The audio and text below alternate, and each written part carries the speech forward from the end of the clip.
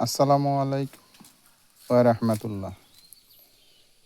আমার কিছু কথা বলার উদ্দেশ্য হচ্ছে, যারা পাখি শিকার করেন তাদের উদ্দেশ্যে এই কথাগুলো বলা। এটা হলো ডুফি পাখি। কিছুক্ষণ আগে আমার এখানে নেট দেওয়া ছিল, নেটের মধ্যে এটা আটকে গিয়েছিল। আমি নেট দিয়ে বেড়া দিছিলাম মরিচ খেতে, তখন আমি এটা ধরে ফেলি।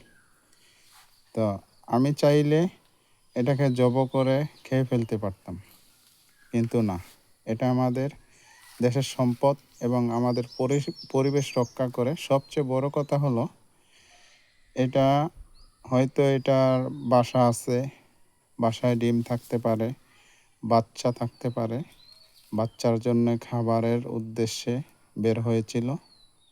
কিন্তু আমি যদি শিকারির মতো তাকে ভক্ষণ করতাম, তাহলে তার বাচ্চাগুলো মারা যেত।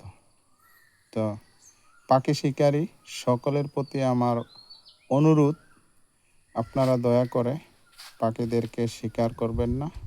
পশু পাখি এগুলারও বেঁচে থাকার অধিকার আছে, এদেরও বাচ্চা আছে, ডিম আছে, এদেরকে নিয়ে বেঁচে থাকার অধিকার এদেরও আছে।